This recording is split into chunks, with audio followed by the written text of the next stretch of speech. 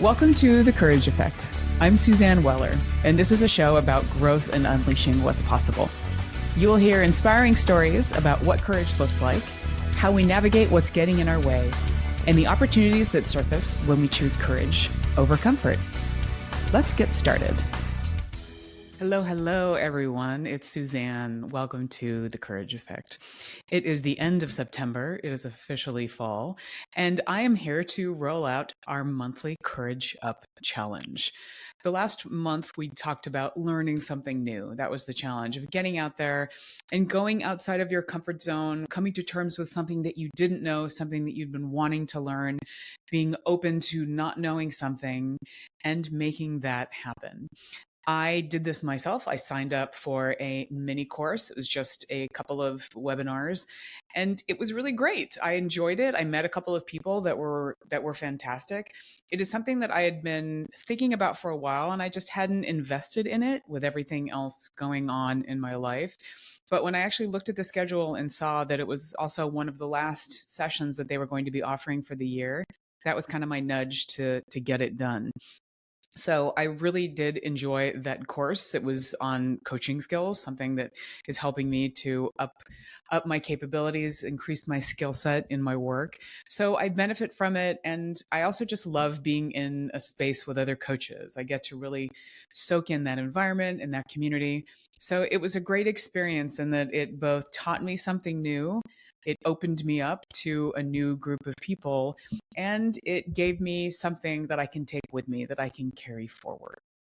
I'm hoping that each of you, or some of you at least, stepped in to take that challenge and to learn something new. And I've heard from people that sometimes it's just been about asking questions and conversations with people that they wouldn't normally ask, being open to not knowing something and almost admitting it. A lot of the time we don't like admitting what we don't know. And it definitely takes courage to say that we don't know something and to not be afraid of the fear of judgment from other people. I think those are the ones that have been really quite moving when people have shared those stories with me. But it's also been great for people to talk about, either watching a documentary, watching a TV show on a channel that they don't usually, or on a subject that they're not well versed in, or that they don't usually surround themselves with. So it's been great hearing those stories, and I want to thank each of you for sharing them with me.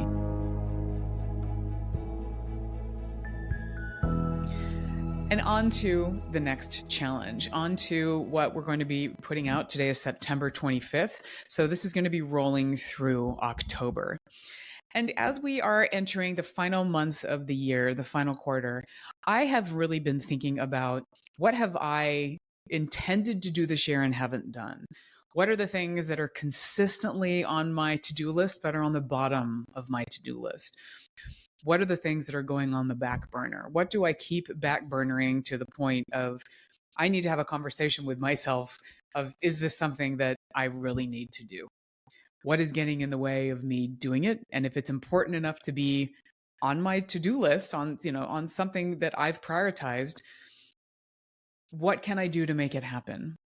Or do I reassess and decide that I'm not going to tackle it, that it's not going to happen? And that's okay, just depending on what's happened in the greater year and if that goal or if that to-do item still makes sense for me.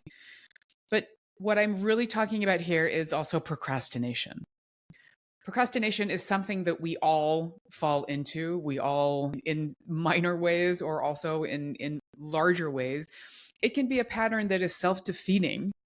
It can also be detrimental to ourselves because it gives us short-term benefits, but in exchange for that, there are long-term costs. A lot of us put things off, and sometimes it's no matter of how hard it is. It's easy to push the hard ones away, but sometimes it's just a matter of feeling overwhelmed and not doing it and not having the motivation to actually move forward with it. The research around procrastination is quite interesting. There was a study in 2014 on procrastination, and it tells us that 20 to 25% of adults worldwide are chronic procrastinators. And the challenge here is that it can be linked to depression, anxiety, low self-esteem, and poor habits in general, poor productivity, poor study habits. it can potentially get in the way of us getting to do things that we want to do. It might lead us to negative thinking, negative functioning. It might risk our mental health. And we do know overall that people who procrastinate do tend to have higher levels of anxiety and poor impulse control. So they tend to react to things, they act in a more impulsive way and in a less methodical way. Let's talk about procrastination through the lens of courage.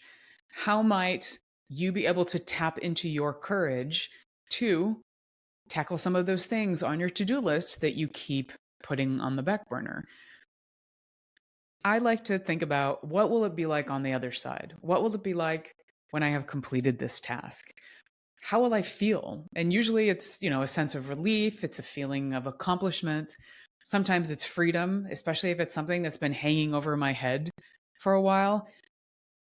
This is a way for me to address anxiety and not let it steep. And I know that there's something on your list that you've been procrastinating. I know that maybe it's not something that is actually on your list, but maybe it's a conversation that you need to have with somebody. Maybe it's quitting something that is no longer working for you. Maybe it's a matter of, looking at your spending habits and recognizing that that's not good for me. I'm wasting money. I need to have the courage to step up, make a change, and do something different. I know somebody that was talking to me about, she really wanted to have a no shopping rule in her life. For 1 year, she wasn't going to buy any new clothes. And that has been actually pretty monumental for her to really go into looking at her consumption habits, looking at what shopping was giving her. It was really a lot of the time this satisfying thing. And believe me, I love shopping. I'm not saying it's a bad thing, but it was almost a numbing activity. For her, it was almost something that was covering up the real need that she was experiencing. She was replacing her craving and her need for something with buying something. And for her, that tended to be clothing. So for this year, she's almost there. She's almost been at the point of having gone a year without spending that money. And she has her eyes on a really beautiful leather jacket that she's going to splurge on at the end of this. So it doesn't mean, again, that shopping is bad, but she had been wanting to really reassess her consumption habits. And it takes courage to commit to doing that and to maintaining that. A year is a pretty ambitious goal. I've actually been doing a goal this year, which is 1 in, 1 out. So when I buy something, I'm actually committing to also getting rid of something. And I'm doing that specifically around clothing. So it gives me the idea and opportunity of how much money am I spending? How many items do I have in my closet? How many times am I actually wearing those clothes? And what is the larger impact, not just on the money that I'm spending on my pocketbook, but on the environment? If I'm buying a piece of clothing that I'm wearing 1 or 2 times, that's not good. I want to think about the larger ramifications of some of my patterns. And that's a hard thing to do because we're looking at habits that we'd rather brush under the rug, that we'd rather put off, that we'd rather not shine a light on. And with procrastination, it's about getting to a point of understanding, is there more stress in me procrastinating and not doing this than in actually doing it? I also spend some time really looking at boredom. Sometimes if I'm bored with something, I don't want to do it. That's easy for me to procrastinate. It doesn't mean that it's hard. It just means that it's not fun. Or it can be something that is scary. It can be something that is really hard that I'm just putting off and waiting to have the right amount of time for and the right amount of energy for. So I'm encouraging all of you in this Courage Up Challenge, look at one thing in your life that you are procrastinating about and do some reflection on why. Is it a matter of boredom? Is it a matter of anxiety? Is it a matter of fear? Maybe you're questioning your ability to be able to do it. Maybe it's you dealing with perfectionism and wanting it to be happening in a perfect way and you not moving forward because it's not going to be the ideal way that you want to be able to do it.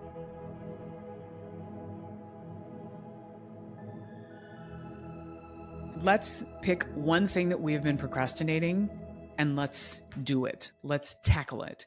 And when I say tackle it, I mean, obviously it's going to take on whatever getting it done looks like to you. But how do you look at what it is? How do you spend some time over maybe taking it into more manageable pieces if it's a bigger project or if it's something that's going to happen over time? How can you make it palatable for you? And how might you be able to reframe why you're not doing it, your relationship to that activity, to turn it into something that is an accomplishment, to turn it into something that you can feel good about instead of stressing over?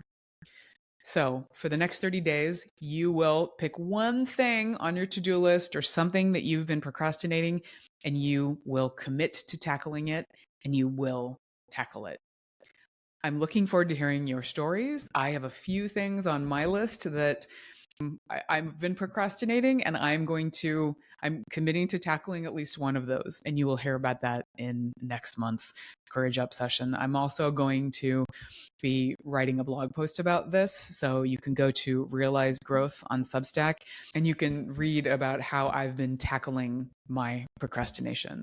So I hope that this Courage Up challenge is giving you the ability to step in to action, to moving forward on something that you've been putting off, and to check something off of your list so it's something that you don't have to stress about. It's something that can actually be in the rear view mirror instead of something that's on the road ahead that you're just not paying attention to.